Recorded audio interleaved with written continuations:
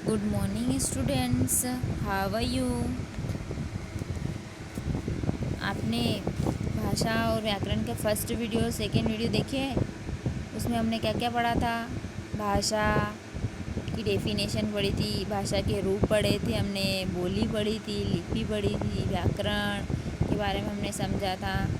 आप लोग भूल चुके हैं, आपने नोट कर लिया है, अगर नहीं किया हो तो प्लीज़ नोट कर लेना, ठीक है। और उससे संबंधित क्वेश्चन आंसर भी मैं आपको पूछूंगी, होमवर्क के लिए भी दूंगी, तो इसलिए आपके लिए वीडियो वो फर्स्ट और सेकंड बहुत इम्पोर्टेंट है, क्योंकि उसी से संबंधित हमको फिलिंग द ब्लैंक्स करना है, क्वेश्चन आंसर करने हैं, टिक द करेक्ट करना है, और आपका उसका आंसर लिख के मुझे देना है, क्योंकि मैं आपको क्वेश्चन सेंड करूँगी। चलो, हमारा आज का टॉपिक राष्ट्रभाषा। अब राष्ट्रभाषा क्या होती है? क्या होती है राष्ट्रभाषा? जन सामान्य की भाषा, ठीक है। अब राष्ट्रभाषा का जो अर्थ होता है वो होता है समस्त राष्ट्रों में प्रयुक्त भाषा। सभी राष्ट्रों में जो प्रयुक्त होती है वो भाषा। अब किसी भी देश की जो संस्कृति का महत्वपूर्ण हिस्सा क्या होता है? उसकी राष्ट्रभाषा होती है, ठीक है। हमारा जो महत्वपूर्ण हिस्सा होता है वो हमारी राष्ट्रभाषा होती है, जिसका प्रयोग हम लिखने में करते हैं, बोलने में करते हैं, बातचीत करने में करते हैं और पढ़ने में भी करते हैं, ठीक है ना। अब देश के सभी सरकारी जो कार्य किए जाते हैं किस में किए जाते हैं?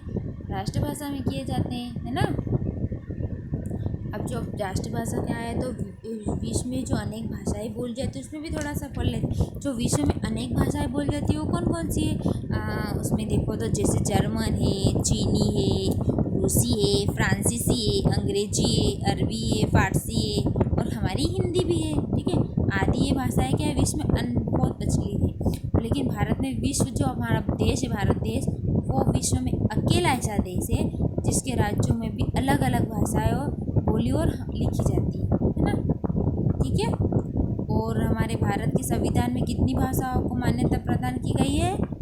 22। कितनी? 22 भाषाएं को इसमें सरणी के रूप में भी बता रखा है, और मैं आपको बोल के भी बताती हूँ। हिंदी है, कश्मीरी है, डोगरी, पंजाबी, बांग्ला, असमी, ओडिया, गुजराती, तेलुगु, तमिल, कन्नड़, मलयालम, संस्कृत, सिंधी, नेपाली, कोंकणी, मराठी, संथाली, बोडो, मैथिली और मणिपुर।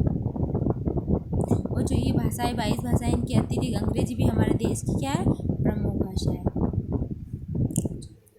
राष्ट्रभाषा के बारे में हम पढ़ रहे हैं, तो इसकी डेफिनेशन देखते हैं।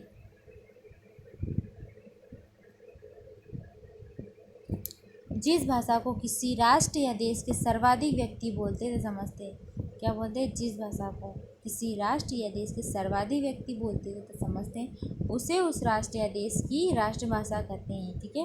भारत की राष्ट्रभाषा क्या है? हिंदी है। और 14 सितंबर 1949 को क्या मनाया जाता है? क्या मनाया जाता है? हिंदी दिवस। क्या मनाया जाता है? हिंदी दिवस। और इसी दिन 14 सितंबर हिंदी दिवस मनाया जाता है।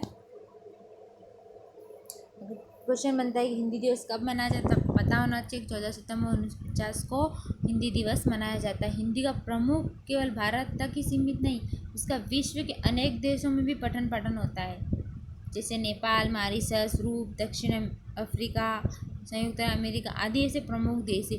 जो मैंने 22 भाषा आपको बोल के बताई वो सीरियल से में बता रखा है। आप चाहे नोट भी कर सकते हैं, आपको लर्न करने के लिए 22 भाषाएँ कौन कौन सी हमारी, ठीक है। क्योंकि इससे संबंधित क्वेश्चन भी आएगा तो आपको बताना पड़ेगा, इसको समझना, और नोट भी कर सकते हैं आप।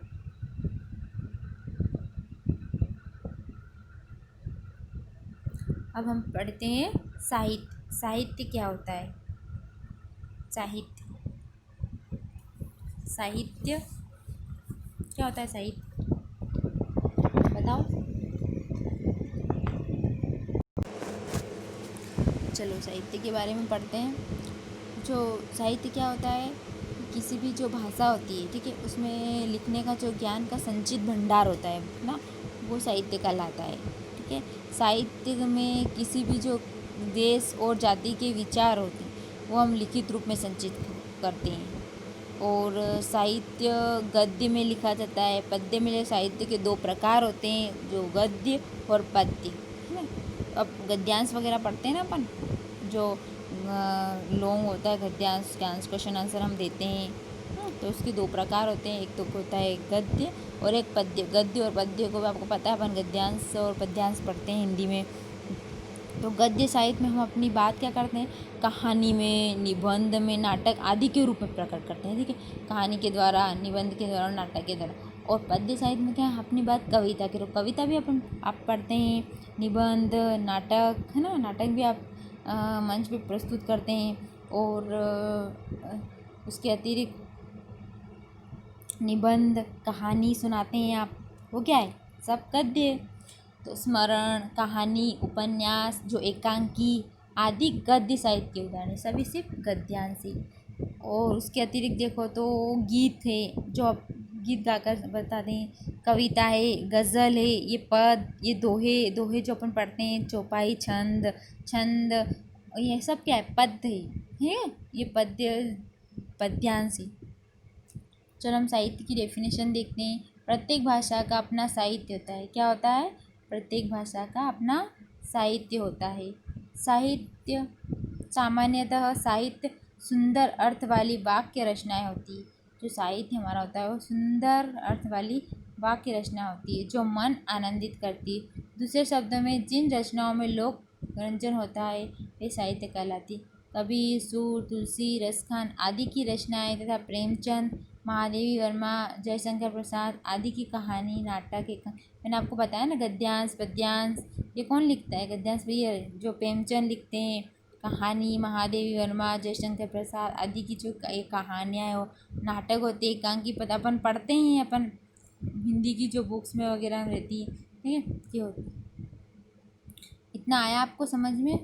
जयशंकर प्रसाद के बारे में पढ़ते हैं, महादेवी वर्मा की बारे में पढ़ते हैं, महादेवी वर्मा की कविता और कहानी, प्रेमचंद की कहानी, सबके बारे में पढ़ते हैं, समझते हैं।